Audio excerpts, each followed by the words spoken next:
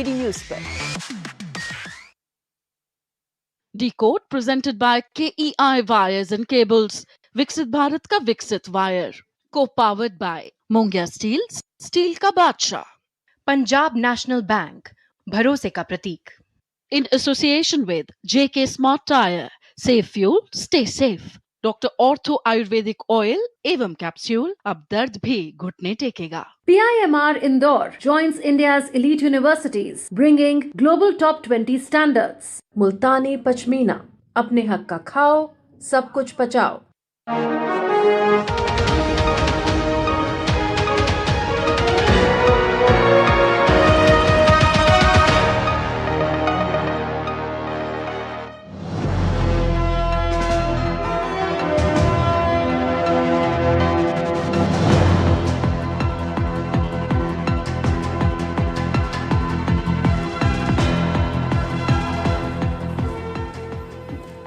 नमस्कार, मैं हूं सुधीर चौधरी और डिकोड में आपका स्वागत है। तो आइए आज की खबरों को आपके लिए डिकोड करते हैं। आज की सबसे बड़ी खबर यह है कि ईरान युद्ध विराम को अभी सिर्फ 48 घंटे ही गुजरे हैं, लेकिन इस समझौते पर अब सवाल उठने शुरू हो गए हैं। पिछले 24 घंटों में इजराइल ने लेबनान में हिजबुल्लाह के 150 ठिकानों पर हमले किए हैं, जिसके बाद आज अमेरिका और ईरान के बीच होने वाली बातचीत रद्द हो गई है। लेबनान पर हमला रोकना इस समझौते की पहली शर्त थी। ईरान इजराइल पर युद्ध विराम तोड़ने का आरोप लगा रहा है और अब अमेरिका भी इजराइल को चेतावनी दे रहा है। तो क्या इस युद्ध विराम ने अमेरिका और इजराइल की दोस्ती में एक दरार पैदा कर दी है, या फिर ये दोनों मिलकर कोई नया खेल खेल रहे हैं? लेकिन अभी अगर आप अमेरिका की भाषा देखें तो इससे ऐसा लगता है कि अब अमेरिका को ईरान तो अच्छा लगने लगा है, लेकिन वो लगातार इजराइल के लिए बहुत सख्त भाषा का इस्तेमाल कर रहा है और अमेरिका लगातार इजराइल को चेतावनी दे रहा है कि वो लेबनान पर अपने हमलों को तुरंत रोके। इसके बाद आपको बताएंगे कि कैसे अमेरिका के राष्ट्रपति डोनाल्ड ट्रंप और इटली की प्रधानमंत्री जॉर्जिया मेलोनी एक फोटो को लेकर एक दूसरे से नाराज हो गए हैं। ट्रंप ने एक इंटरव्यू में यह दावा किया कि G7 बैठक के दौरान मेलोनी उनके साथ फोटो खिंचवाने के लिए बेताब थीं और वो ये फोटो खिंचवाने के लिए गिड़गिड़ा रही थी। मेलोनी ने ट्रंप को तुरंत ही एक करारा जवाब दिया और कहा कि इटली कभी किसी के सामने झुकता नहीं है और ट्रंप झूठ बोल रहे हैं। और इसके बाद इटली के विदेश मंत्री ने अपना अमेरिका दौरा भी रद्द कर दिया। आज सवाल यह है कि क्या एक तस्वीर की वजह से अमेरिका और इटली के रिश्ते बिगड़ जाएंगे, और डोनाल्ड ट्रंप के बड़बोलेपन की वजह से क्या वो एक के बाद एक अपने ही दोस्तों को खोते जा रहे हैं? और आज शिवसेना का स्थापना दिवस है, लेकिन आज बाला साहब ठाकरे की आत्मा बहुत दुखी होगी, क्योंकि उनके बेटे उद्धव ठाकरे की पार्टी में सिर्फ 3 लोकसभा सांसद बचे हैं और ये पार्टी अपना अस्तित्व बचाने की लड़ाई लड़ रही है। आज उद्धव ठाकरे और महाराष्ट्र के उप मुख्यमंत्री एकनाथ शिंदे दोनों ने ही मुंबई में अपना शक्ति परीक्षा प्रदर्शन किया और खुद को बाल ठाकरे का असली उत्तराधिकारी बताया। आज आपको दिखाएंगे कि कांग्रेस प्रेम की वजह से कैसे उद्धव ठाकरे की ये पार्टी लगातार छोटी होती जा रही है। लेकिन बड़ी खबर यह है कि अमेरिका और ईरान के बीच शांति समझौते पर 17 जून को जो हस्ताक्षर हुए थे, अब ऐसा लगता है कि वो पूरी एक्सरसाइज बेकार गई, क्योंकि पिछले 24 घंटों में लेबनान पर इजराइल के हमलों की वजह से आज अमेरिका और ईरान के बीच जिनेवा में होने वाली अगली बातचीत रद्द हो गई है। और इसकी बड़ी वजह है फ्रांस के पैलेस ऑफ वर्साया। उसे इसकी एक बहुत बड़ी वजह माना जा रहा है, क्योंकि ये पैलेस जो है ये तो शुरू से ही बड़ा अनलकी है। इस पैलेस के बारे में कहा जाता है कि इस पैलेस में बैठकर जब भी कोई समझौता हुआ है वो चला नहीं है, और इस बार भी इस समझौते पर हस्ताक्षर डोनाल्ड ट्रंप ने इसी पैलेस में बैठकर किए थे। अमेरिका के राष्ट्रपति डोनाल्ड ट्रंप ने इसी महल में शांति समझौते पर हस्ताक्षर किए और ऐसा लगता है कि यह महल एक बार फिर से अनलकी यानी अशुभ साबित हुआ। आज से 107 वर्ष पहले वर्ष 1919 में भी इसी महल में पहले विश्व युद्ध के बाद एक शांति समझौता किया गया था, जो टिक नहीं पाया और इसके बाद दूसरा विश्व युद्ध शुरू हो गया। इस बार भी शांति समझौते के तुरंत बाद इजराइल ने लेबनान में हिजबुल्लाह के 150 ठिकानों पर हमले किए हैं। इससे पहले हिजबुल्लाह ने लेबनान में इजराइल की सेना पर मिसाइल से हमला किया, जिसमें इजराइल के 4 सैनिकों की मौत हो गई।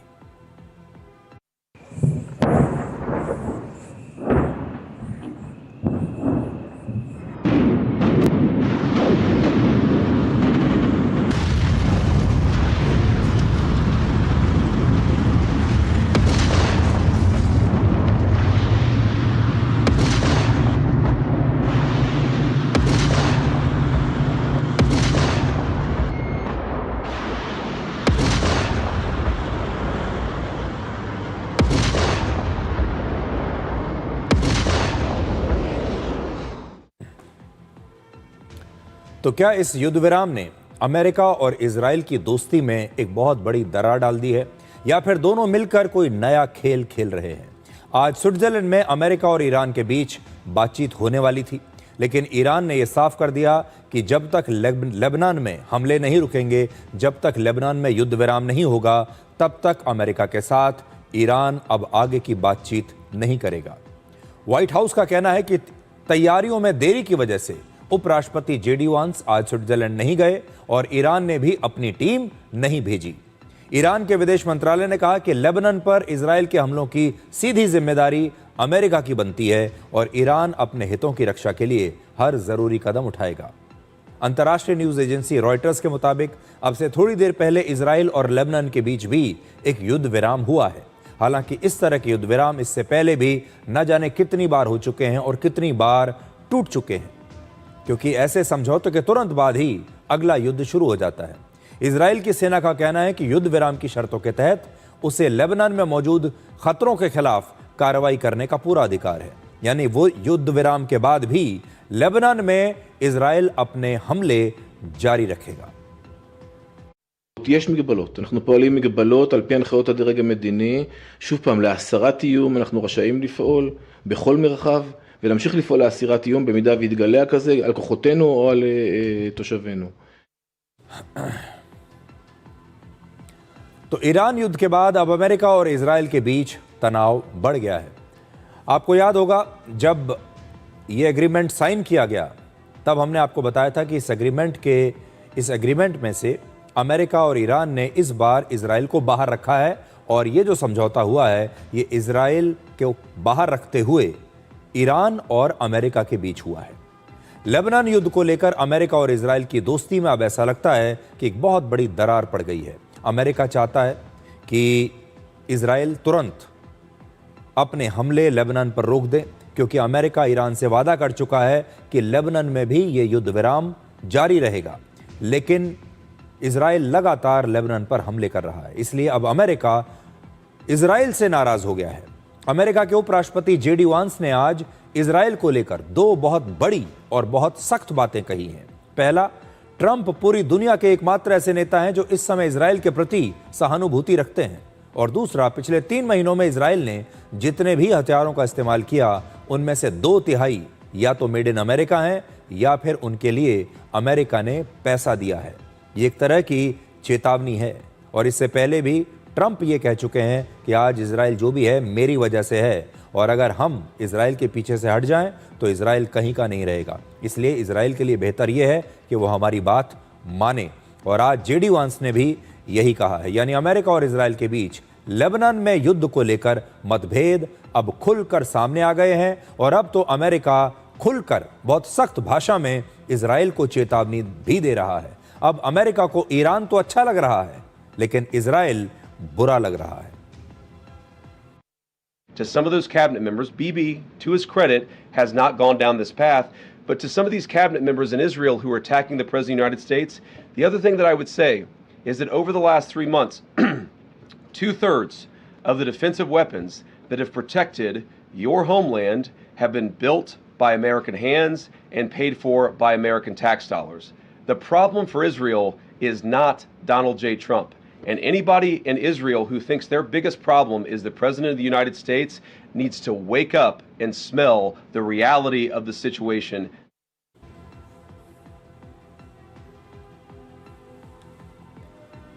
अब आपको यह जानना चाहिए कि क्या इजराइल अमेरिका की मदद के बिना इस युद्ध में टिक सकता है?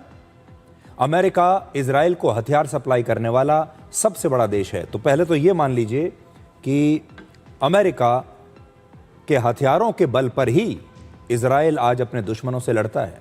वर्ष 2021 से 2025 के दौरान इजराइल ने जितने भी बड़े हथियार खरीदे हैं उनमें से 68% अमेरिका से आए थे। अमेरिका ने हथियार बेचने के साथ साथ इजराइल के आयरन डोम एयर डिफेंस सिस्टम को विकसित करने में भी मदद की थी।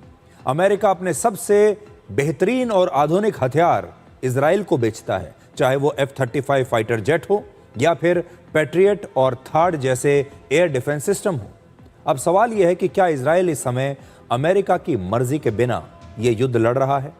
अमेरिका बिल्कुल नहीं चाहता, ऐसा अमेरिका कह रहा है, कि लेबनान पर इजराइल के हमले हों, लेकिन अब इजराइल अमेरिका की ही बात मानने से इनकार कर रहा है।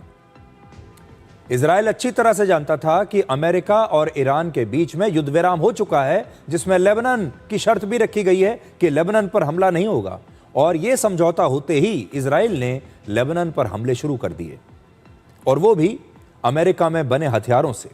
अगर अमेरिका इस युद्ध को रोकने के लिए सचमुच में बहुत गंभीर है तो वो इजराइल को अपने हथियारों की सप्लाई रोक सकता है, लेकिन अब तक ऐसा कुछ हुआ नहीं है। दूसरे विश्व युद्ध के बाद से इजराइल को सबसे ज्यादा विदेशी मदद अमेरिका से ही मिली है। अमेरिका दुनिया के कई देशों को विदेशी मदद देता है, और वर्ष 1951 से 2022 तक इजराइल को 30 लाख करोड़ रुपए का फंड मिल चुका है।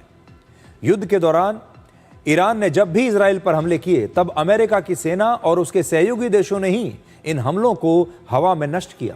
यानी अमेरिका की सेना सीधे सीधे इजराइल की रक्षा कर रही थी। मिडिल ईस्ट में शक्ति संतुलन बनाने से लेकर संयुक्त राष्ट्र जैसे मंच पर भी अमेरिका इजराइल के लिए एक ढाल बनकर हमेशा खड़ा रहता है। अब तक अमेरिका ने इजराइल के खिलाफ आए लगभग 50 प्रस्तावों पर अपना वीटो किया है, और उसे प्रतिबंध और कूटनीतिक दबाव से संयुक्त राष्ट्र में भी हमेशा बचाया है। लेकिन आज बड़ी बात यह है कि वही इजराइल अब अमेरिका की बात मानने से इनकार कर रहा है, और वो ये कह रहा है कि कोई भी देश चाहे कुछ भी कहे, चाहे अमेरिका कुछ कहे, ईरान कुछ कहे, लेकिन इजराइल अपनी रक्षा के लिए जिम्मेदार है, और इजराइल अपनी रक्षा के लिए हर कदम उठाता रहेगा। तो अब जैसा मैंने आपको बताया कि इजराइल कहने को तो बड़ा छोटा सा देश है, और वो इस समय डोनाल्ड ट्रंप की बात मानने से इनकार कर रहा है। बेंजामिन नेतन्याहू लगातार डोनाल्ड ट्रंप को ये दिखा रहे हैं कि अगर आप हमें ईरान के साथ समझौते में शामिल नहीं करेंगे तो हम लेबनान पर लगातार हमले करते रहेंगे, हम ईरान पर भी हमले करेंगे। यानी अब इजराइल अमेरिका के काबू से बाहर होता जा रहा है। लेकिन क्या इजराइल के लिए और नेतन्याहू के लिए यह संभव है कि वो अमेरिका की बात ना माने? ऐसे तौर पर जब उनके ज्यादातर हथियार अमेरिका से आते हैं, पैसा अमेरिका से आता है, सारा सपोर्ट अमेरिका से आता है, तो अमेरिका को नाराज कैसे कर सकते हैं? अमेरिका के बयानों में भी हमने ये देखा कि अमेरिका अब इजराइल को लेकर बड़े सख्त बयान दे रहा है। पूरी दुनिया को यह संदेश देने की कोशिश की जा रही है कि अमेरिका इजराइल से बहुत नाराज है, इसलिए अमेरिका उसे चेतावनी दे रहा है। सोचिए, अपने ही सहयोगी देश को, जो इस युद्ध में अमेरिका के साथ शामिल था, उसे अब अमेरिका चेतावनी दे रहा है। और अगर आप डोनाल्ड ट्रंप के और अमेरिकी प्रशासन के बयानों को ठीक से देखें, हाल के 2-3 दिन के बयानों में, उनमें ऐसा लगता है कि डोनाल्ड ट्रंप अब ईरान को पसंद करने लगे हैं। अब ईरान के तो हितों की बात करते हैं, ईरान के लिए अब वो नरम पड़ रहे हैं और इजराइल के लिए लगातार सख्त होते जा रहे हैं। ऐसे में शक ये भी होता है कि कहीं ऐसा तो नहीं कि इजराइल और अमेरिका अभी भी पर्दे के पीछे मिले हुए हैं और उन्होंने ये तय कर लिया हो कि हम एक दूसरे के खिलाफ बयानबाजी करते रहेंगे, दुनिया को ये दिखाते रहेंगे कि हम एक दूसरे से नाराज़ हैं, दुनिया के सामने ये इंप्रेशन बनाएंगे कि इजराइल अमेरिका की बात मान ही नहीं रहा, और इस दौरान इजराइल लगातार लेबनान पर हमले करता रहेगा, ज़रूरत पड़ेगी तो ईरान पर भी हमले होते रहेंगे। तो ईरान को ये समझ में नहीं आएगा कि उसके साथ क्या खेल इस समय चल रहा है। खैर, ये कूटनीति की बातें हैं, और बाहर जो चीज़ दिखाई देती है और अंदर जो कुछ चल रहा है, ये कहना बड़ा मुश्किल है। अब ईरान युद्ध के दौरान शांति तो हो गई है, लेकिन इस युद्ध की एक बहुत बड़ी कीमत चुकानी पड़ी, और हम हमेशा से, आपने भी बात सुनी होगी कि युद्ध से बड़ी कीमत शांति की होती है, युद्ध से भी महंगी शांति होती है, शांति की कीमत बहुत बड़ी है। अब आप देखिए कि शांति कितनी महंगी है। एक अनुमान के मुताबिक इस युद्ध में लगभग 7,500 लोगों की मौत हुई। अकेले ईरान में ही लगभग 3,500 लोगों की मौत हुई, जिनमें से 300 से ज्यादा तो बच्चे हैं। लेबनान में लगभग 3,000 लोगों की मौत हुई, जबकि खाड़ी के दूसरे देशों में 39 लोगों की मौत हुई। इस युद्ध में अमेरिका के भी 13 सैनिक मारे गए। 108 दिनों के इस युद्ध में 150 लाख करोड़ रुपए का नुकसान हुआ है, और ये सारा नुकसान करने के बाद, इतने सारे लोगों की हत्या करने के बाद, इतनी सारी प्रॉपर्टी को नष्ट करने के बाद, अब ये सारे देश शांति की बात कर रहे हैं। तो ये सारा जो 150 लाख करोड़ रुपए का नुकसान हुआ है, यही है शांति की कीमत। सबसे बड़ी बात यह है कि अमेरिका के राष्ट्रपति डोनाल्ड ट्रंप इस युद्ध में 4 लक्ष्यों को लेकर उतरे थे, लेकिन उनमें से एक भी लक्ष्य वो पूरा नहीं कर पाए। क्या थे ये 4 लक्ष्य जो अधूरे रह गए? देखिए, पहला, अमेरिका ईरान में तख्ता पलट करना चाहता था, सत्ता परिवर्तन करना चाहता था, लेकिन ये नहीं हुआ, बल्कि ईरान में जो सत्ता है वो और ज़्यादा मजबूत हो गई, वहाँ की सरकार और ज़्यादा मजबूत हो गई। जो सरकार के खिलाफ लोग विरोध प्रदर्शन कर रहे थे वो भी खत्म हो गए। दूसरा, अमेरिका चाहता था कि ईरान की परमाणु क्षमता को पूरी तरह से खत्म कर दिया जाए और ईरान अब कभी भी परमाणु हथियार ना बना पाए। ये भी नहीं हुआ। अब नए युद्ध विराम समझौते के मुताबिक 60 दिनों तक इस मुद्दे पर बाद में चर्चा होगी और अभी भी ईरान ने यह कोई भरोसा नहीं दिया है कि वो परमाणु हथियार नहीं बनाएगा। तीसरा, अमेरिका चाहता था कि ईरान लंबी दूरी की मिसाइलें बनाना बंद कर दें, लेकिन ईरान का मिसाइल कार्यक्रम अब भी जारी है। और चौथा, ट्रंप चाहते थे कि ईरान बिना शर्त के आत्मसमर्पण कर दे, सरेंडर कर दे। अमेरिका को भरोसा था कि उसके हमले से ईरान डर जाएगा और फिर आत्मसमर्पण कर देगा, लेकिन ऐसा भी नहीं हुआ। ईरान के नए सुप्रीम लीडर मुज्तबा खामनेई ने यह दावा किया था कि अमेरिका के राष्ट्रपति डोनाल्ड ट्रंप डील करना चाहते थे और वो डील करने को लेकर मजबूर थे, इस डील को लेकर बेताब थे डोनाल्ड ट्रंप, वो बड़ी जल्दबाजी में थे इस डील को लेकर। अब मुज्तबा खामनेई के इस दावे का जवाब देते हुए ट्रंप ने कुछ घंटे पहले ही सोशल मीडिया पर लिखा कि ईरान मजबूर था क्योंकि ईरान खत्म हो चुका था और अगले 60 दिनों में सब कुछ दुनिया के सामने साफ हो जाएगा और ईरान को अब कोई पैसा नहीं मिलेगा। वहीं अमेरिका की सेना ने भी आज ये साफ किया कि उसके लड़ाकू विमान और सेना अब भी मिडिल ईस्ट में, इस पूरे इलाके में सक्रिय है, एक्टिव है और युद्ध विराम या बातचीत के बावजूद अमेरिकी सेना वहां से नहीं हटेगी, उसकी नाकेबंदी भी जारी रहेगी और वो उसकी मौजूदगी भी ऐसे ही वहां रहेगी। अब युद्ध भले ही रुक गया है, लेकिन दुनिया पर इसका असर कई वर्षों तक दिखाई देगा, क्योंकि इस युद्ध के बाद कुछ बड़े बदलाव हो चुके हैं। युद्ध के बाद अब हॉर्मुज को लेकर एक अनिश्चितता फिर से बढ़ गई है जो युद्ध से पहले नहीं थी। दुनिया के तेल व्यापार पर नया खतरा पैदा हो गया है। अब तेल की कीमतों में कभी भी अचानक बड़ी तेजी आने का डर हमेशा बना रहता है। किस दिन तेल महंगा हो जाए कोई नहीं कह सकता, और तेल महंगा हुआ तो महंगाई बढ़ी। खाड़ी देशों में अब दुनिया की बड़ी बड़ी कंपनियां भी निवेश को लेकर बहुत सतर्क हो गई हैं। बहुत सारी कंपनियां तो इन खाड़ी देशों से, मिडिल ईस्ट से वापस जा रही हैं। दुबई, अबू धाबी और सऊदी अरब जैसे सुरक्षित इन्वेस्टमेंट सेंटर्स को लेकर भी अब दुनिया भर में नई चिंताएं पैदा हो गई हैं। बड़ी बड़ी मल्टीनेशनल कंपनियां अब खाड़ी देशों में नए निवेश का फैसला बहुत सोच समझ कर लेंगी। सऊदी अरब, यूएई और दूसरे खाड़ी देशों को अब अपनी सुरक्षा पर पहले के मुकाबले ज्यादा पैसा खर्च करना पड़ेगा। यानी निवेश के साथ साथ सुरक्षा पर अब इन देशों की बहुत बड़ी प्राथमिकता होगी। इस तरह से पश्चिम एशिया में हथियारों की एक नई दौड़ भी आपको आने वाले दिनों में दिखाई देगी। इसके अलावा ईरान के अंदर राष्ट्रवाद और सरकार के समर्थन में लोग एकजुट हो चुके हैं और सरकार विरोधी आवाज़ें अब ईरान में या तो बहुत कमज़ोर हो गई हैं और या फिर लगभग बंद हो गई हैं। ये सारे बदलाव इस युद्ध के बाद आए हैं। और एक बदलाव और भी आया है, वो ये कि अमेरिका की जो सुपर पावर की छवि थी, डोनाल्ड ट्रंप की जो छवि थी, वो कहते थे कि मैं पूरी दुनिया का बॉस हूँ, उस छवि को भी बहुत धक्का लगा है, क्योंकि अमेरिका और इजराइल की सेना मिलकर भी ईरान को झुका नहीं पाई। और ऐसा लग रहा है कि ईरान इस युद्ध में इजराइल को अलग थलग करने में बहुत हद तक कामयाब हो भी चुका है। और अब ईरान पूरी दुनिया के सामने ये साबित करना चाहता है कि इजराइल की दिलचस्पी सिर्फ और सिर्फ युद्ध लड़ने में है। इजराइल चाहता है कि बस ये युद्ध कहीं ना कहीं चलता रहे। आज ईरान के विदेश मंत्री सैयद अब्बास अराक्ची ने इजराइल के रक्षा मंत्री का एक सोशल मीडिया पोस्ट शेयर करते हुए लिखा कि इजराइल की सोच नरसंहार वाली है और इजराइल की ये सोच पूरी मानवता के लिए एक खतरा है। ये हर हाल में सिर्फ युद्ध ही लड़ना चाहते हैं।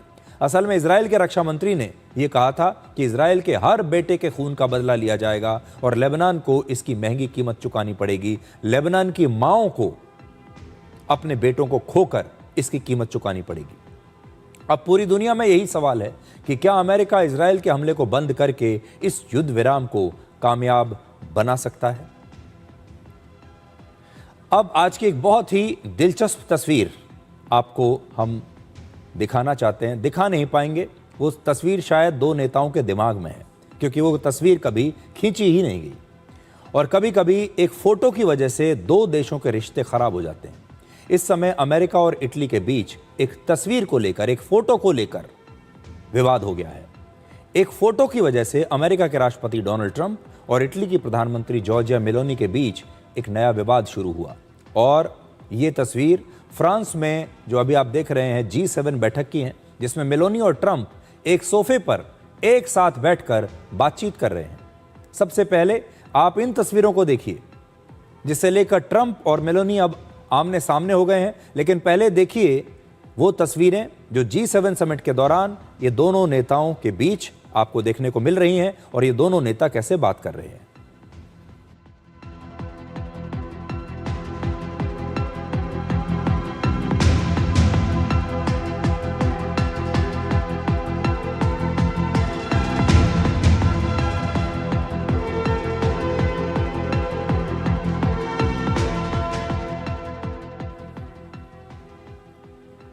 जब भी दुनिया के बड़े बड़े नेता मिलते हैं तो इस प्रकार की बातचीत तो होती ही है, तस्वीरें भी खिंचती हैं, वीडियोस भी बनते हैं। तो इसमें क्या नया है, क्या खास है, आप भी सोच रहे होंगे। तो अब आपको बताते हैं कि इस तस्वीर को लेकर विवाद कैसे शुरू हुआ। इस तस्वीर को लेकर इटली के एक टीवी चैनल को दिए इंटरव्यू में डोनाल्ड ट्रंप ने दावा किया कि G7 समिट के दौरान मेलोनी उनके साथ फोटो खिंचवाने के लिए बेताब थी और वो फोटो खिंचवाने के लिए ट्रंप के सामने गिड़गिड़ा रही थी। ट्रंप के इस बयान से मेलोनी बहुत नाराज हो गई, इटली के लोग भी बहुत नाराज हो गए और मेलोनी ने ट्रंप के इस बयान का जवाब देने के लिए तुरंत एक वीडियो शूट किया, जिसमें उन्होंने ट्रंप की आलोचना करते हुए कहा कि कुछ बातों का जवाब तुरंत देना जरूरी होता है और ट्रंप जो दावा कर रहे हैं यह दावा पूरी तरह से मनगढ़ंत है। इटली किसी के सामने झुकता नहीं है। मेलोनी ने कहा कि ट्रंप अपने दोस्तों के साथ अच्छा व्यवहार नहीं करते, लेकिन विरोधियों के साथ वो नरमी बरतते हैं। तो मेलोनी ने तुरंत अपना एक वीडियो शूट किया और उसे सोशल मीडिया पर डाल दिया और अपना पक्ष रख दिया। Dunque, certe cose meritano una risposta immediata. Le dichiarazioni di Donald Trump sono dichiarazioni totalmente inventate, sono francamente allibita, non so perché il Presidente degli Stati Uniti si comporti così con i propri alleati, non è del resto la prima volta che accade, posso solo dire che dispiace che non abbia la stessa determinazione con i nemici dell'Occidente, con i nemici degli Stati Uniti, con leadership con le quali invece si dimostra molto più accondiscendente, però una cosa se la deve ricordare, io e l'Italia non imploriamo mai। तो देखिए जो video बनाया Giorgia Meloni ने, उन्होंने कहा कि Trump जो कह रहे हैं वो पूरी बात मनगढ़ंत है। मैंने कभी उनके सामने फ़ोटो के लिए उन्हें रिक्वेस्ट नहीं किया। उन्होंने कहा कि ना तो मैं किसी के सामने झुकती हूँ और ना ही इटली कभी किसी के सामने झुकता है। साथ ही उन्होंने ये भी कहा कि ट्रंप अपने दोस्तों के साथ हमेशा इस प्रकार का व्यवहार करते हैं, वो अपने दुश्मनों के साथ तो नर्म रहते हैं और अपने दोस्तों के साथ वो इस प्रकार का आपत्तिजनक व्यवहार करते रहते हैं, जो कि सही नहीं है। अब ट्रंप के इस बयान से पूरे इटली में इतनी नाराजगी है कि इटली के विदेश मंत्री ने अगले हफ्ते की अपनी अमेरिका यात्रा को भी रद्द कर दिया है। इटली के नेता कह रहे हैं कि ट्रंप अमेरिका और यूरोप के दशकों पुराने रिश्तों को अब खराब कर रहे हैं। 49 साल की जॉर्जिया मेलोनी किसी ज़माने में डोनाल्ड ट्रंप की समर्थक हुआ करती थी। वो वर्ष 2025 में ट्रंप के शपथ ग्रहण समारोह में भी शामिल होने वाली एकमात्र यूरोपीय नेता थी। लेकिन इस साल ईरान युद्ध को लेकर जब ट्रंप ने पोप की आलोचना की तो मेलोनी ने इसका खुलकर विरोध किया था और इसके बाद दोनों के बीच तनाव बढ़ गया था। और ट्रंप को ऐसा लगता है कि इस युद्ध के दौरान, ईरान युद्ध के दौरान मेलोनी ने उनका साथ नहीं दिया, इटली ने उनका साथ नहीं दिया। मेलोनी जो है वो अपनी साफ गोई के लिए हमेशा जानी जाती हैं और उनके दिल में जो होता है वो हमेशा साफ साफ कह देती हैं। G7 समिट के दौरान फिर से दोनों नेताओं के बीच जो रिश्ते हैं वो सुधरते हुए दिख रहे थे, लेकिन एक बार फिर से ये नया विवाद हो गया। एक ज़माने में मेलोनी एक पत्रकार थी, सिर्फ 15 साल की उम्र में वो राजनीति में आ गई थी और वर्ष 2022 में वो इटली की पहली महिला प्रधानमंत्री बनी। जॉर्जिया मेलोनी की पहचान एक ऐसे नेता की है जो किसी भी मुद्दे पर खुलकर अपनी बात रख देती हैं और किसी से डरती नहीं है। ट्रंप अक्सर अपने बड़बोलेपन की वजह से अपने मित्रों को खोते जा रहे हैं। आपको याद होगा इसी साल जनवरी में उन्होंने फ्रांस के राष्ट्रपति इमैनुअल मैक्रों के साथ अपने फोन पर प्राइवेट चैट को लीक कर दिया था, सार्वजनिक कर दिया था। सबको बता दिया था कि ट्रंप उन्हें किस तरह के मैसेज भेज रहे हैं। इसी तरह से पिछले साल ऑपरेशन सिंदूर के बाद भी उन्होंने कई आपत्तिजनक बयानों से भारत को भी नाराज कर दिया था। भारत के बारे में भी कई आपत्तिजनक बयान उस समय उन्होंने दिए थे और उस समय उनकी जो दोस्ती है वो पाकिस्तान से लगातार हो रही थी। ये वो समय है जब वो कभी कहते थे भारत के 5 जहाज गिर गए हैं, कभी कहते थे 8 गिर गए हैं और एक टाइम में तो उन्होंने 10 के ऊपर इस आंकड़े को पहुंचा दिया था।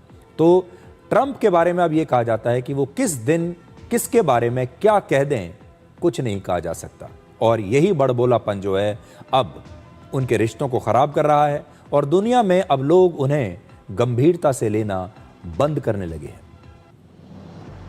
तो ये तो हो गई दुनिया की राजनीति। अब आपको भारत की राजनीति में लेकर आते हैं। राजनीति में ना तो कोई स्थायी दोस्त होता है और ना स्थायी दुश्मन, और ये एक बड़ा मशहूर कथन है जिसको राजनीति में अलग अलग पार्टियों के लोग अक्सर इस्तेमाल करते रहते हैं। आपने भी कई बार सुना होगा, राजनीति में ना कोई स्थायी दोस्त होता है ना स्थायी दुश्मन। और इसी कथन का इस्तेमाल करके अलग अलग पार्टियां अपने दोस्त, दुश्मन और विचारधाराओं को अक्सर बदलती रहती हैं।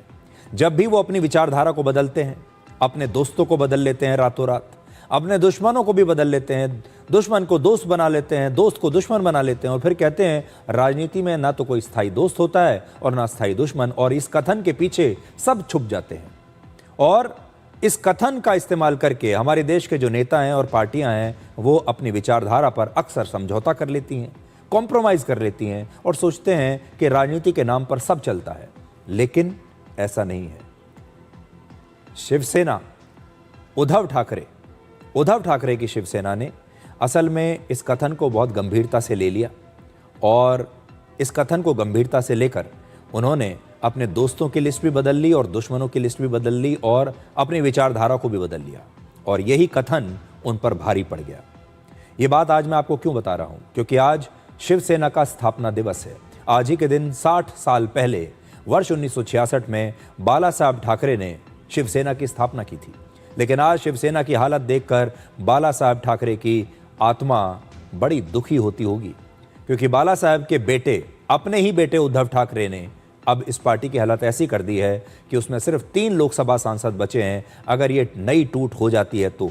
और इस समय ये देश की सबसे छोटी पार्टियों में से एक बन गई है। एक जमाना था जब शिवसेना को महाराष्ट्र की राजनीति का केंद्र माना जाता था और बाला साहब महाराष्ट्र की राजनीति के सबसे ताकतवर व्यक्ति हुआ करते थे। लेकिन आज उनके अपने ही बेटे उद्धव ठाकरे की पार्टी अस्तित्व बचाने की लड़ाई लड़ रही है। बाला साहब ने कभी ये सोचा नहीं होगा कि उनकी शिवसेना कितने सारे टुकड़ों में बढ़ जाएगी और इसके स्थापना दिवस पर महाराष्ट्र में अलग अलग टुकड़े अपना शक्ति प्रदर्शन करेंगे। आज महाराष्ट्र के उप मुख्यमंत्री एकनाथ शिंदे की शिवसेना और उद्धव ठाकरे की शिवसेना यूबीटी ने मुंबई में अपनी अलग अलग रैलियां करके खुद को बाला साहब का असली उत्तराधिकारी बताया। सबसे पहले आप वही तस्वीर देखिए। ठाकरे यांचं आगमन झालेलं आहे।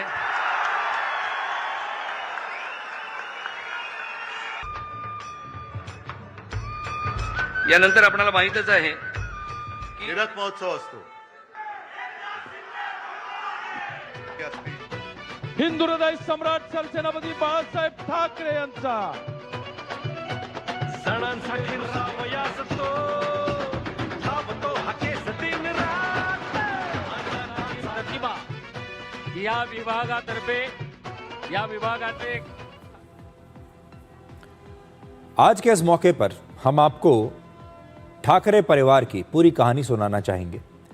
बाला साहब ठाकरे की कहानी सुनाना चाहेंगे। बड़ी दिलचस्प कहानी है ये भी और इससे आप अपने जीवन में भी बहुत कुछ सीख सकते हैं। आपको ये भी दिखाएंगे कि जिस शिवसेना की नींव मराठी अस्मिता, हिंदुत्व और कांग्रेस की तुष्टीकरण के विरोध पर रखी गई थी, अब उद्धव ठाकरे की उसी शिवसेना ने पहले कांग्रेस के साथ गठबंधन किया। यानी जो पार्टी कांग्रेस के विरोध की विचारधारा के साथ बनी थी, जिसका यूएसपी कांग्रेस का विरोध था, जो सबसे पहले जब सामने आई तो कांग्रेस का विरोध करने वाली पार्टी के तौर पर आई, उसी पार्टी ने कांग्रेस के साथ हाथ मिलाकर गठबंधन कर लिया पहले, तब वो एक बार टूटी और अब उसी पार्टी की कांग्रेस में विलय होने की चर्चा हो रही है, इसलिए अब दूसरी बार यह पार्टी टूटने की कगार पर है। दोनों बार कांग्रेस ही जिम्मेदार है। आज उद्धव ठाकरे ने अपनी रैली में कहा कि अगर जनता को उन पर भरोसा और विश्वास नहीं है तो वो अपना पद छोड़ने के लिए तैयार हैं। और एकनाथ शिंदे ने भी कहा कि अभी तो ये ट्रेलर है, असली पिक्चर तो अभी बाकी है।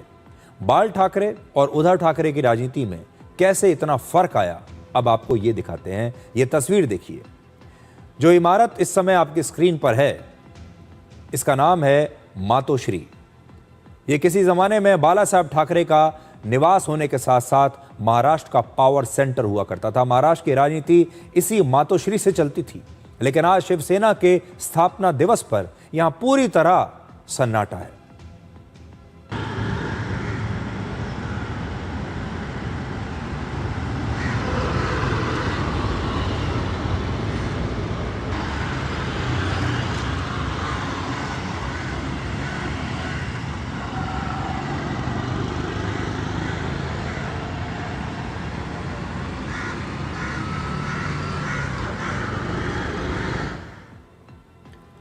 मातोश्री के आसपास पूरा सन्नाटा है। एक भी कार्यकर्ता नहीं, एक भी नेता नहीं, और एक बड़ा खामोश सा पोस्टर वहां पर लगा हुआ है सामने, जिसमें बाला साहब ठाकरे की एक पुरानी तस्वीर लगी है। लेकिन बाला साहब ठाकरे की आत्मा आज इस तस्वीर को देखकर कितनी दुखी होगी। एक ज़माना था जब मातोश्री में बड़े बड़े नेता, दिग्गज उद्योगपति, बॉलीवुड के बड़े बड़े फिल्म स्टार्स यहाँ पहुंचकर बाला साहब से मुलाकात करने के लिए आते थे।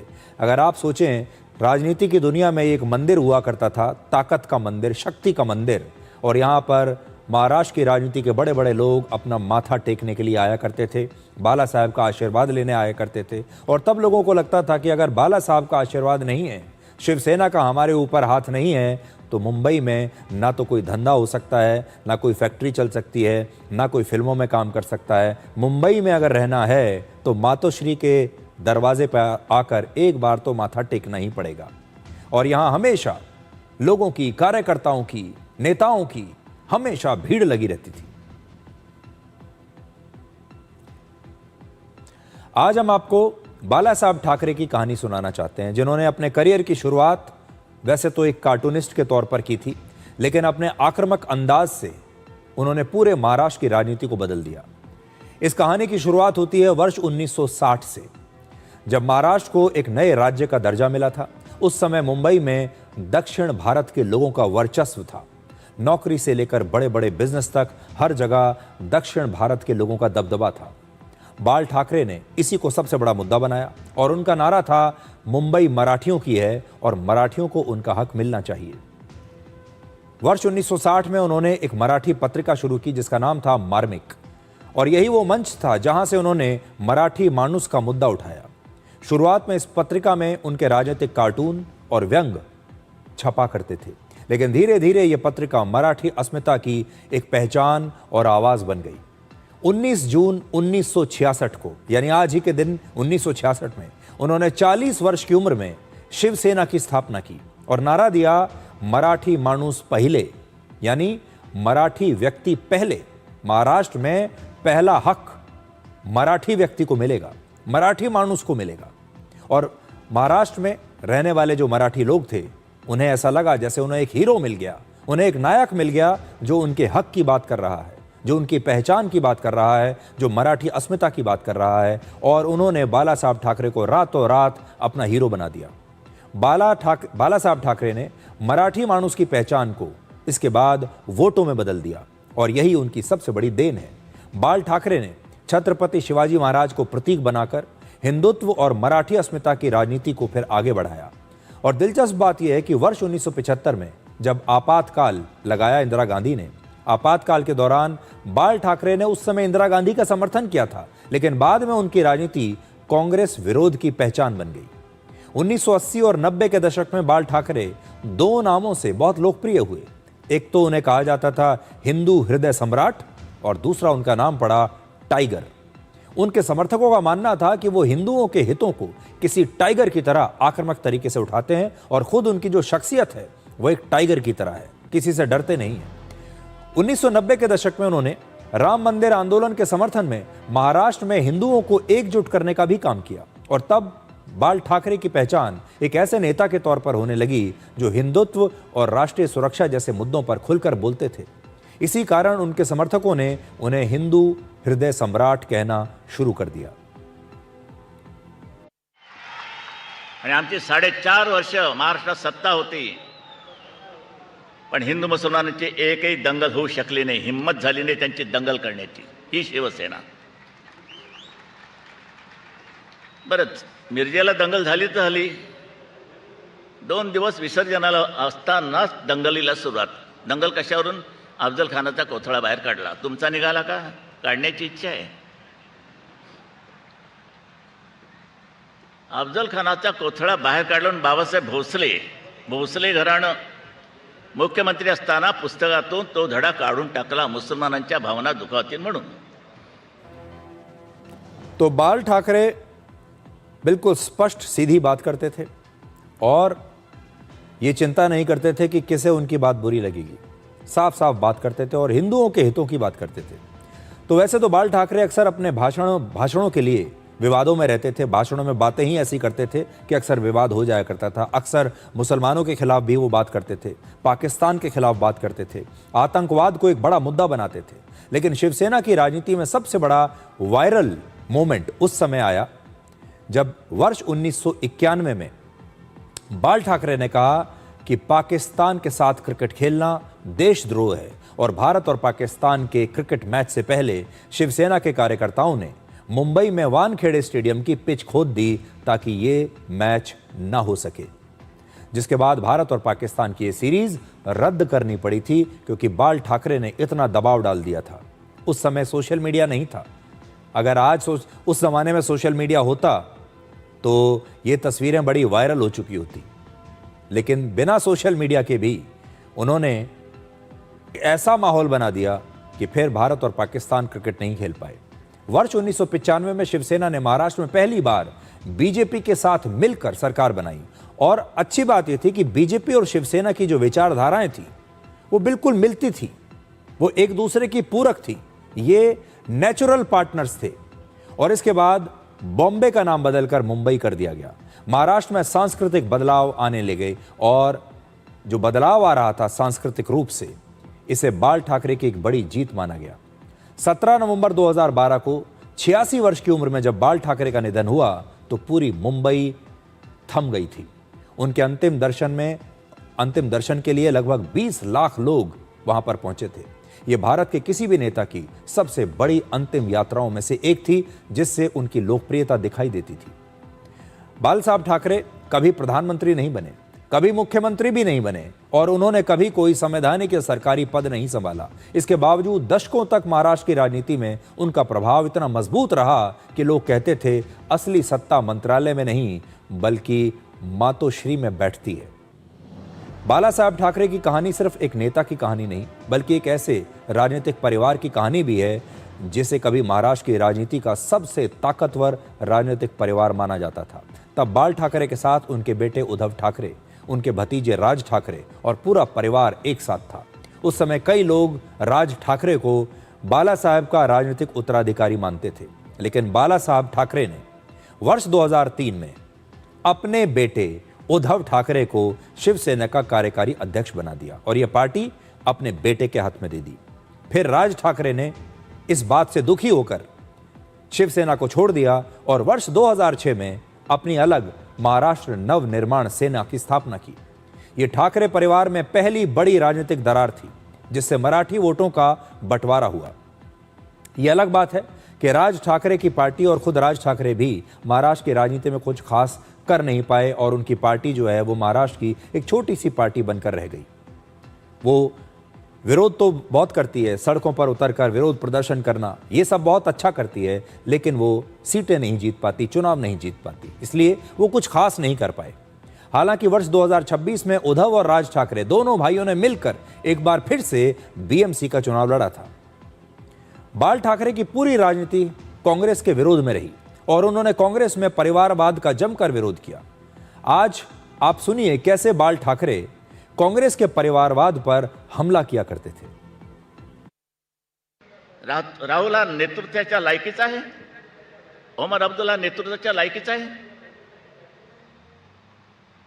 इथे बाप असा आहे म्हणून मुलगा नाही, हे ठाकरे घराणं होऊ देणार नाही. शिवसेनेवरती ठाकरे घराणं लादलं जाणार नाही. तुम्ही त्याचा स्वीकार केला तर आणि तरच. आहे माझा एक आणखीन आहे ना, चौथी पिढी आहे. उद्धवचा दुसरा मुलगा तेजस आला असेल, इकडे बसला असेल. तो एक कडक डोक्याचा पोरगा आहे, आवड आहे, माझ्यासारखाच आहे. मला जे आवडायची त्याला आवड आहे. मला बागेचं काम आवडतं. मला माशांचं ॲक्वेरियम मला आवडायचा. मी कुत्री पाळलेली आहेत भरपूर, निरनिळा पेडिग्री डॉग्स, ती त्याला आवड आहे. विशेष आवड म्हणजे जी माझी आवड आहे, पण ती आता अंमलात आणता येत नाही, कारण वर्तमानपत्र आता हुशार झालेली आहेत. बाल ठाकरे का जो भाषण अभी आपको दिखाया ये मराठी में है, जिसमें वो राहुल गांधी का नाम लेकर कह रहे हैं कि किसी भी पार्टी में नेतृत्व परिवार के आधार पर तय नहीं होना चाहिए. सिर्फ यही काफ़ी नहीं है कि आप किसी बड़े नेता के बेटे हैं और इसीलिए आपको कोई बड़ा पद दे दिया जाए. लेकिन बाल ठाकरे अपनी ही इस बात पर कायम नहीं रह पाए और उन्होंने अपने बेटे उद्धव ठाकरे को अपनी ये पार्टी सौंप दी और उद्धव ठाकरे को भी अपने पिता की ये बातें याद नहीं रहीं और उद्धव ठाकरे बहुत जल्दी अपने पिता की इस विचारधारा को भूल गए. और उद्धव ठाकरे ने बड़ी जल्दी से ये सोच लिया कि राजनीति में ना तो कोई स्थायी दुश्मन होते हैं ना स्थायी दोस्त होते हैं और विचारधारा को भी बदला जा सकता है. वर्ष 2019 में उद्धव ठाकरे ने एक बहुत बड़ा कदम उठाया, एक बहुत बड़ी गलती की उन्होंने. और अगर बाल ठाकरे जिंदा होते तो वो उद्धव ठाकरे को ये गलती कभी ना करने देते. और वो गलती थी कांग्रेस के साथ दोस्ती करने की. कांग्रेस के साथ गठबंधन करके उद्धव ठाकरे ने राहुल गांधी के साथ हाथ मिला लिया और यहीं से उनके राजनीतिक पतन की शुरुआत हुई. पिछले 4 वर्षों में शिवसेना में कांग्रेस की वजह से ही 2 बार बगावत हो चुकी है.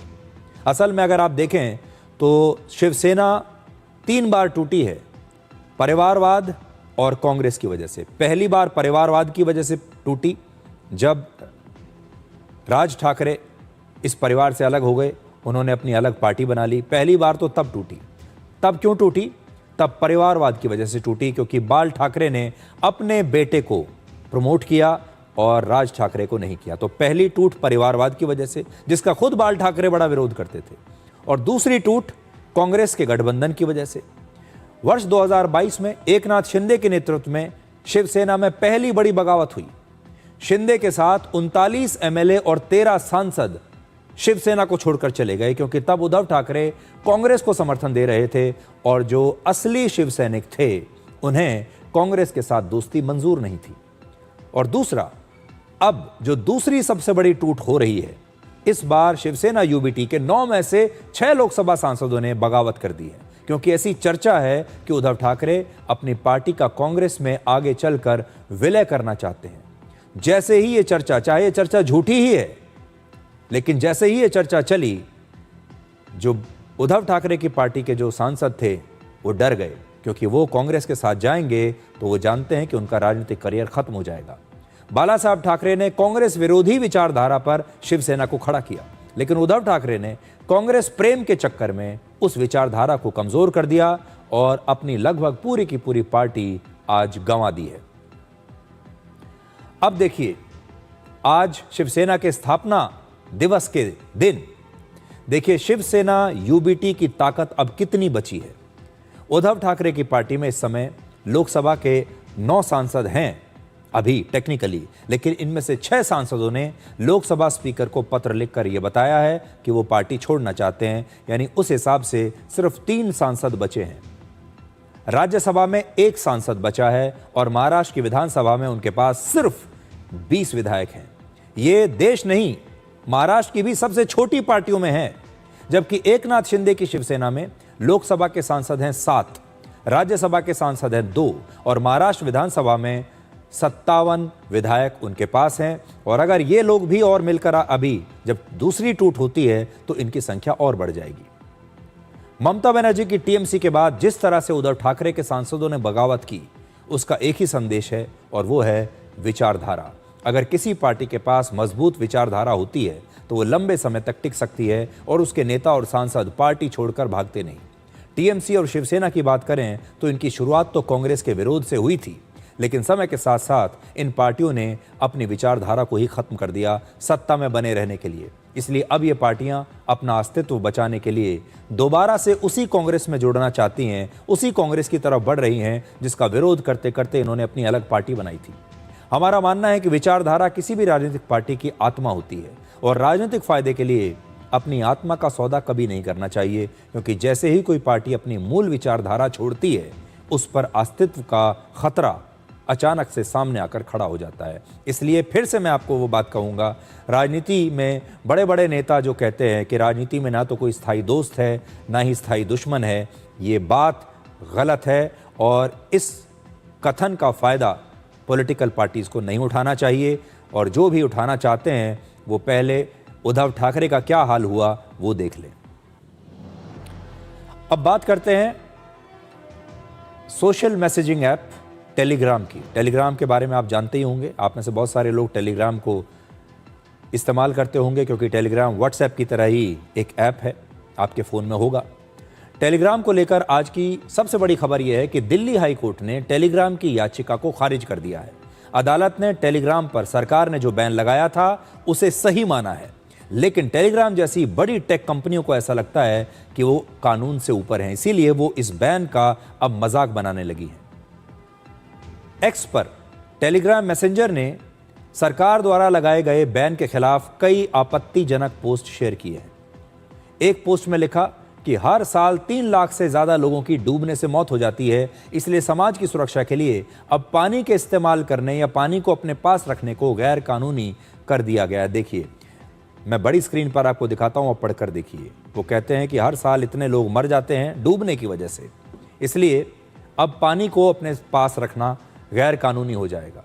Your government is also considering banning solid food as it presents a needless choking hazard. You are not an adult, you are a baby, eat the baby food. इस प्रकार का व्यंग टेलीग्राम कर रहा है सोशल मीडिया पर भारत सरकार को लेकर कि भाई अगर पानी में 3 लाख लोग हर साल डूबकर मर जाते हैं तो पानी को बैन कर दीजिए। दूसरे पोस्ट में टेलीग्राम लिखता है कि सभी शॉपिंग मॉल्स को भी बंद कर देना चाहिए क्योंकि उनमें से किसी एक में कभी चोरी हो सकती है।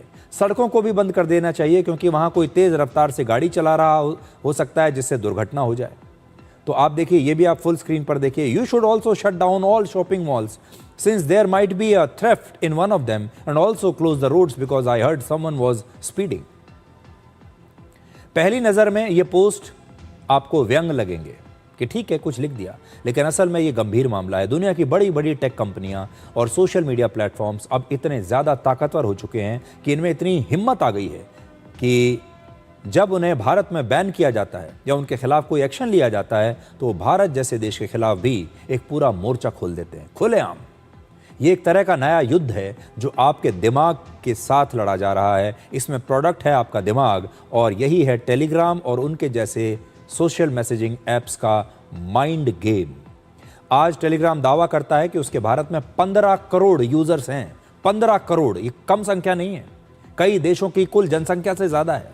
अब अगर टेलीग्राम 15 करोड़ सब्सक्राइबर्स को भारत के खिलाफ भड़काने लगे, एंटी इंडिया कंटेंट, भारत विरोधी कंटेंट शेयर करने लगे, भारत के साथ एक नया युद्ध लड़ने को तैयार हो जाए तो फिर क्या होगा? अभी तक हम पाकिस्तान या चीन के खिलाफ युद्ध लड़ते थे, हमारी सेनाएं युद्ध लड़ती थीं, या हम आतंकवादियों और माओवादियों के खिलाफ युद्ध लड़ रहे थे।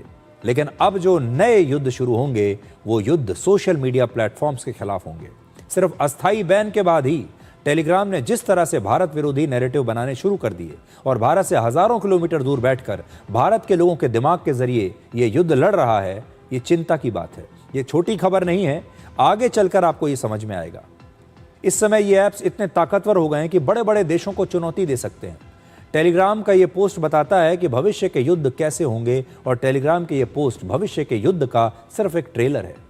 एक छोटा सा ब्रेक ले रहे हैं और ब्रेक के बाद आपको बताएंगे कि कैसे दुनिया की ये बड़ी टेक कंपनियां आपके साथ माइंड गेम्स खेलकर अपने आप को स्थापित करेंगी आपके ही देश में और आपको अपने ही देश के खिलाफ भड़का देंगी।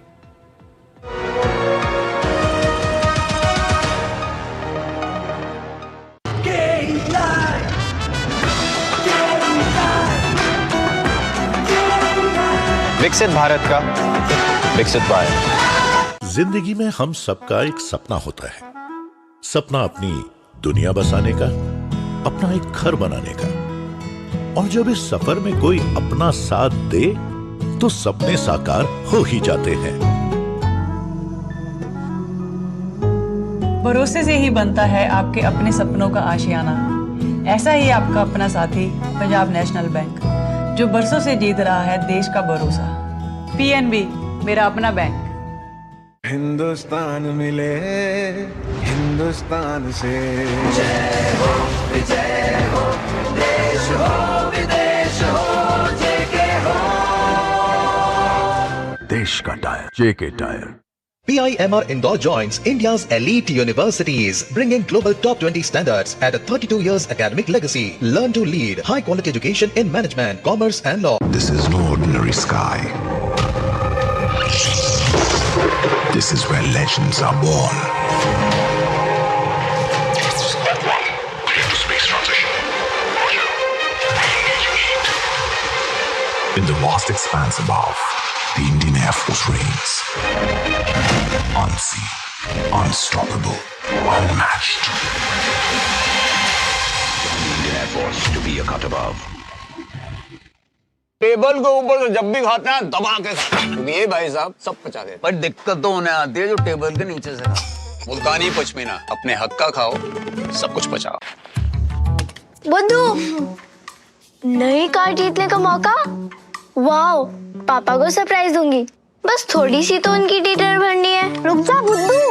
व्हाट? ऐसे पॉपअप से सावधान रहो। स्कैमर्स पर्सनल डिटेल्स का गलत यूज कर सकते हैं।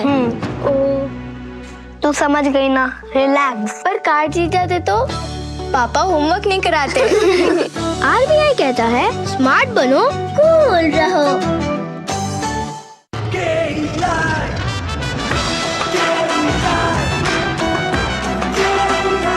विकसित भारत का विकसित बाय।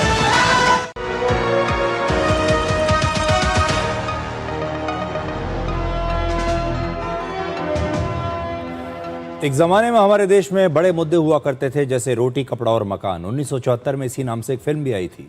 इस समय जो फिल्म अगर हमारे ज़माने में अगर इस समय कोई आए तो शायद उसका नाम रखा जाएगा FB, AI और इंस्टाग्राम।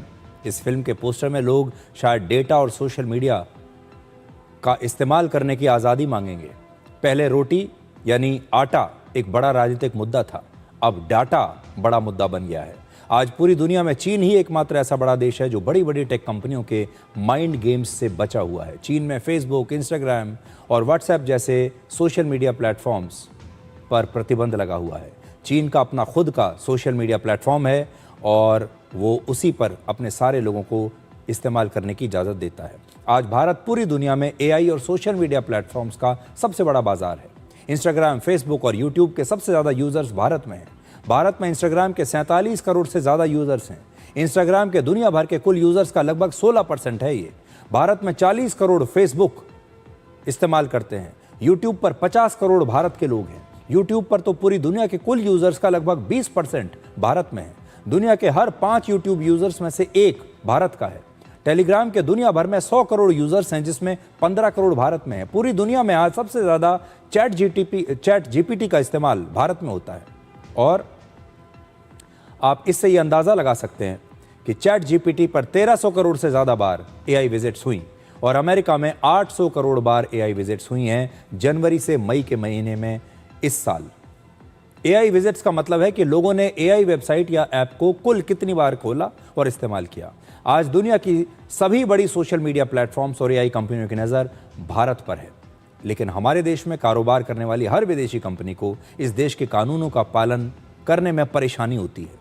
हमेशा याद रखिए, टेलीग्राम जैसी कंपनियों के लिए भारत सिर्फ एक बाजार है, लेकिन हमारे लिए ये 23 लाख बच्चों का भविष्य है जो नीट का एग्ज़ाम देने वाले थे।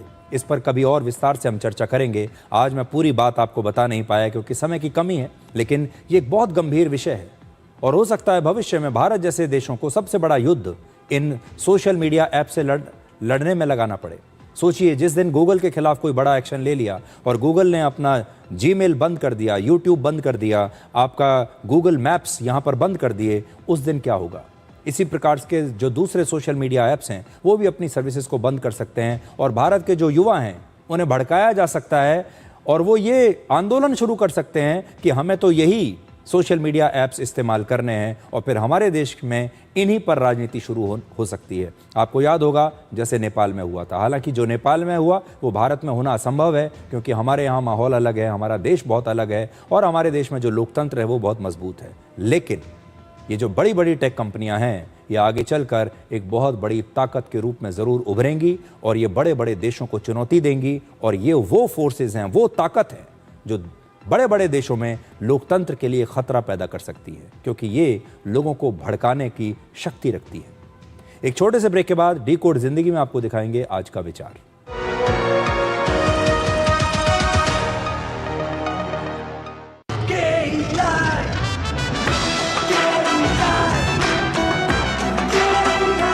विकसित भारत का विकसित Bharat. This is no ordinary sky.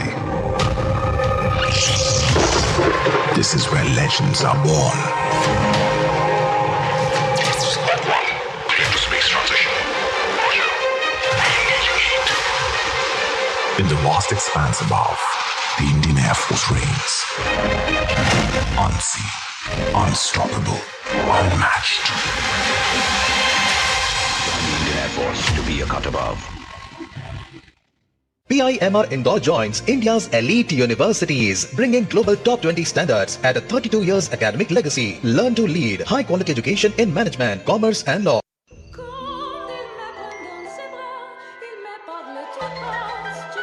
KYC update के लिए अनजान लिंक खोलना मतलब चोरों के लिए अपना दरवाजा खोलना। रुको, चेक किया लिंक सिक्योर है, सेंडर आपका बैंक है।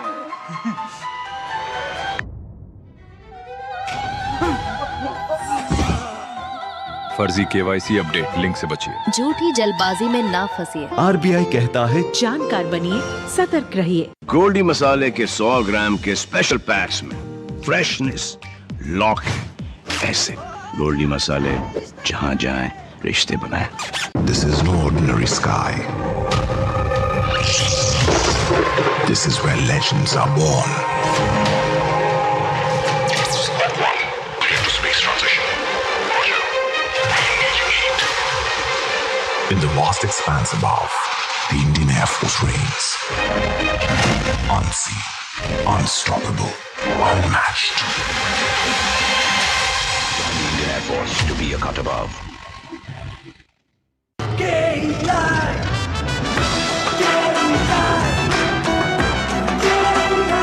विकसित भारत का विकसित भारत।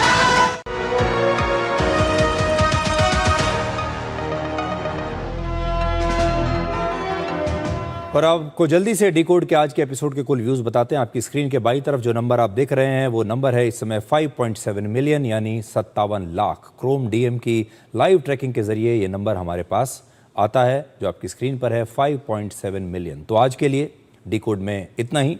अब आपसे हमारी अगली मुलाकात होगी कल रात 9 बजे। तब तक आप खुश रहिए, सुरक्षित रहिए, स्वस्थ रहिए। और इंसान को जिंदगी भर अपनी दौलत पर नाज रहता है लेकिन वो खुद आखिरी सफर के लिए दूसरों का मोहताज रहता है। नमस्कार।